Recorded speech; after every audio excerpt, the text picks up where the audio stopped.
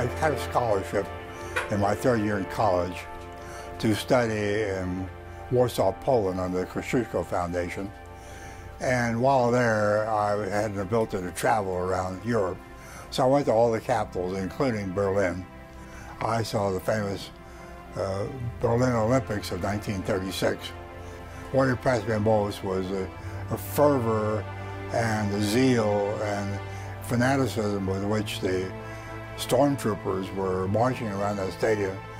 I became convinced right there that there was a war coming, that I would finish up my college. I did West Point from 1937 to 1941 so that I could get a regular commission instead of a reserve commission in the Army. I was signed to the 41st Singing Engineer of the Buffalo, precursors of the Buffalo Division, before the war broke out. We were graduated in June of '41, and it was about 6 months before Pearl Harbor. The 92nd Division has a very mixed history. It was formed by soldiers who were at the bottom end of the social spectrum. So we had a lot of difficulty in training and fighting. The average intelligence score of a soldier is 100, and our average was 85, and we had people as low as 60.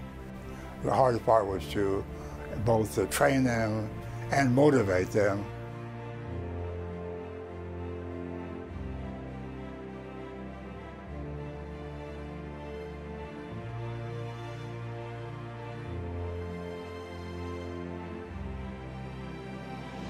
I joined the Far Eastern Command as a member of the planning staff of the Far Eastern Command in December of 1949.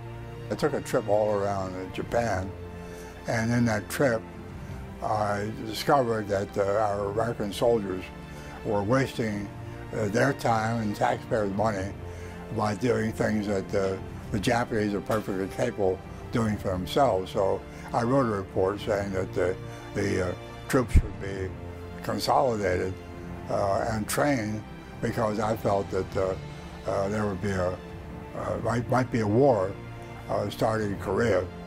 And sure enough, on June 25th, the North Koreans moved south against the South Koreans.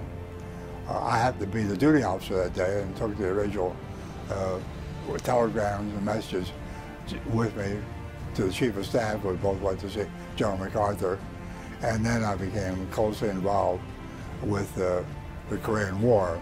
And I got a famous 2-paragraph order, Lieutenant Colonel Edward Browning, effective immediately: you will be my official spokesman for the Far East Command. Paragraph 2, tell the media everything they need to know and nothing they need not know.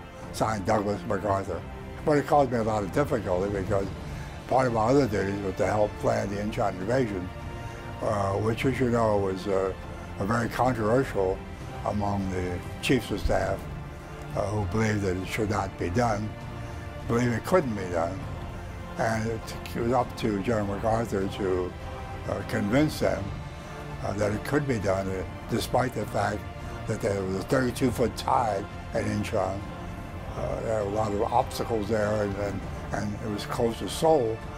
I might say that I was one of 3 members who were approached by General MacArthur, and we were the planners, and said, I want each of you to draw a plan to how we break out of this Pusan perimeter.